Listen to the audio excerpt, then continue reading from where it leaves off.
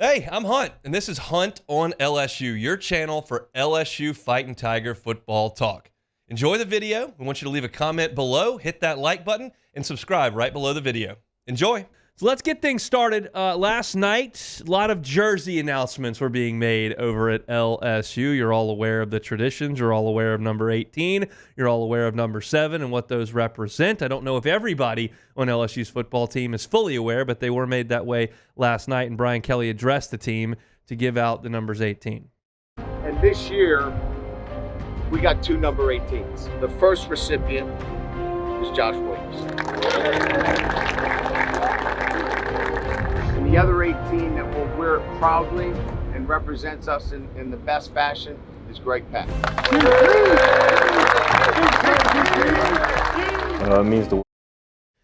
It's a great video that LSU Sports put out, and if you want to check that out, you can do so on all their social media accounts. Look, here's the deal. I talked about the options for 18 yesterday on the show. I profiled 4 guys. On the offense, I said Josh Williams and Garrett Nussmeier made some sense. On the defense, I said Jacoby and Guillory and Greg Penn made some sense. And then I came back and I said, you know what? It's made my attention that Greg Penn switched from 30 to 3 for Greg Brooks, and I don't think that he'll take 18. And so I went with Jacoby and Guillory. So it's really up to you, the listener, and maybe Beck, the producer, to determine how much credit I get for this, because I put out 4 names. The 2 guys that got it were on my list, but inevitably I went with Jacoby and Guillory. So how much credit am I getting here? It's just partial credit, I think. You know, like on the test when you do the question and you get it halfway right, so you get partial credit for showing your work. I think that's what I'll give you. I didn't show my work a ton. Well, back in the day. I mean, the last test I took was in 2011. That was 13 years ago. Thankfully. Well, you showed your work in that segment. You know, you gave your reasoning for why. So. I did. I showed my work in that segment. I'm a little bit better at this probably than I was at school. I would hope. But look, I think it's great for those players. You can hear in their voices in the video. You can hear from the round of applause they get from their team that it's very important to them, and it's a great honor for them to be able to wear that uniform. This has not been around as long as Texas A&M's 12th man. That's a fabric of what they do over Texas A&M. That's what they call their fan base. They've always got a walk-on that does it on special teams, and it's been around for decades. This is fairly new by college football standards at LSU, but it's important to those guys. And there are some that would look at this and suggest, man, you're cheapening 18 and 7 by dishing it out to multiple people every single year. And that's fine if you feel that way. I don't completely disagree with that thought process. Where I land on it is, if it means something to those guys, and it means something in that locker room, then I'm all for it. And you could sit here and look at me and go, well, you're the guy who just had a bajillion people watch you on TikTok say never wear those white uniforms, and the guy's like that, so you're being a hypocrite. Well, it's just the way I feel about the 2 issues. I like the classic uniforms, and I'm okay with 2 guys wearing 18. I think that, honestly, when any award is given out, a gold medal, the top performer in 3rd grade algebra, I don't think anybody takes algebra in 3rd grade, but the point remains. Nice humble brag, by the way. What'd I do? What did I say? You said you got 1 million views on TikTok. Oh, yeah, I said a bajillion. I didn't actually put it on there. And look, I don't even know what TikTok is. That's all Cassie and Jesse that handle all of that. But anytime you give an achievement or award or an honor to multiple people in some sort of tie, you could argue that it does split it, and I use air quotes there, cheapen it.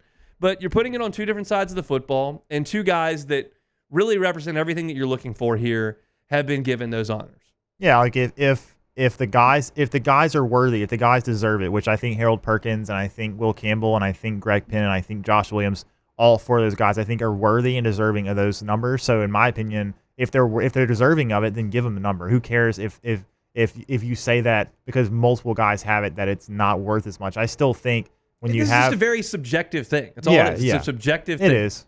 I mean, some people feel this way, some people feel that way. But I detailed both of those guys yesterday.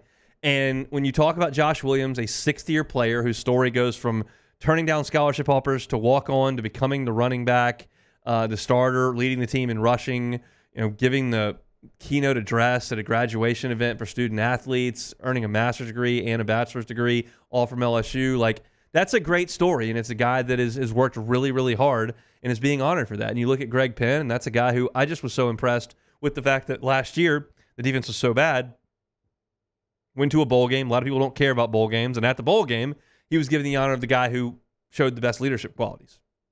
And to me, that means a lot. And you know this means a lot to Greg Penn to get that number 18 because of the reason he was wearing number 3 and the fact that he's now no longer going to wear 3. It obviously means a ton to him.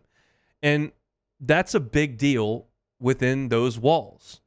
Then you look at number 7, same type deal. I mean, is it a little bit hokey to give number 7 to Will Campbell when he can't even wear it and he's got to put a patch on? Is it a little bit hokey to give 18 to Lloyd Cushenberry a couple years ago and he's, well, I got to wear a patch on because he can't wear that number? Sure, you could pick that apart, but the guy works really hard, and offensive linemen don't score touchdowns, and they don't make the highlight reels all that often, and they don't do a lot of post-game interviews, and they're not on SportsCenter Scott Van Pelt after a big win, and they're largely unsung. And for him to get the recognition that he very much deserves by being one of the best players on the team and allowing LSU to be as good as they are, I think giving that honor is fantastic. And you look at Harold Perkins on the other side of the ball, and you know how explosive a playmaker that he is. I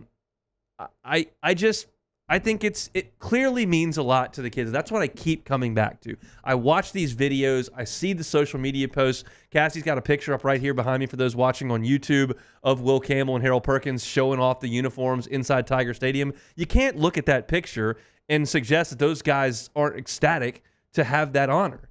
And they can frame that jersey and put it in their office or at their home or wherever for the rest of their days. And that's really, really cool.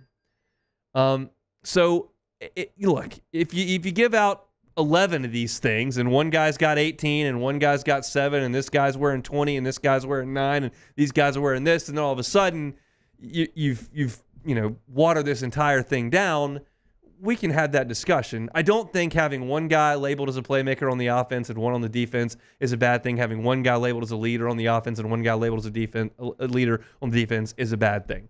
I think that this is a great honor for some really, really good players. And quite frankly, Will Campbell's going to be a huge part of LSU's success on offense. If LSU has success on defense, it's going to be in large part due to Harold Perkins. Brian Kelly's talked about Harold Perkins for the last few weeks about how he's affecting other players on the defense for the first time. He's creating opportunities for all these guys for the first time really in 3 years.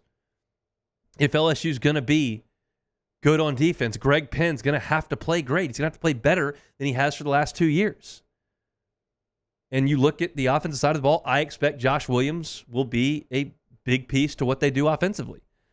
There's actually a piece up on LouisianaSports.net right now where I asked everybody involved with the station, hey, what do you think the running back rotation is going to look like? And almost everybody suggested, hey, Josh Williams is the guy. Now, there are some dissenting opinions, and there's some nuance to all these, and I suggest y'all go read it and kind of check it out if you're looking for some content here on this Friday. But Williams has been good. He's never going to be mistaken for Leonard Fournette. He's never going to be mistaken for Kevin Falk. He's never going to be mistaken for Jeremy Hill. But he's a good quality SEC back, and he's a great guy for LSU to have on the field. He's really good in pass protection. He catches the ball very well. He gets you what's blocked. And he's a good leader for this team. You don't have Jaden Daniels anymore to bail you out. You don't have Malik Neighbors and Brian Thomas to go make every play. That offense is going to look around in that huddle come Sunday next week, and there's going to be some new faces. And the guys that you counted on to do a lot of things last year aren't going to be there. Josh Williams will be. That's a comforting thing, I think, for a lot of those guys, especially Garrett Nussmeier. Will Campbell on one side, Josh Williams behind you, that makes you feel a little bit better. So I think this is a great thing. If it's not your deal, that's fine. I talked about that yesterday. It's in the grand scheme of things to me, analyst and radio show host, to you, Joe fan, not that big a deal. In the locker room, it is. I just have one small complaint with the whole thing. If we're going to do this, can we maybe do it closer to like 8 in the morning or 5 p.m. instead of 9 o'clock so that I got to go run and do a story on it? Can we maybe do that? just tweak the timing a little bit next year. So you're saying It's a they should cater to your needs for the story. Look, I'm not telling them not to cater to my needs. Is what I'm telling. Okay. I'm telling them not to. So just take that whichever way that you will. Gotcha. But if we want to do it at 8:30 a.m. next year, that would work fine. I think that would be good. But big honors for those 4 Tigers, and they'll all be very, very important come next Sunday in Las Vegas. Hey, thanks for watching Hunt on LSU. Before you get out of here, do us a couple of favors. Hit that like button, leave your comments below, and subscribe to the channel for all your Fighting Tiger football talk. See you next time.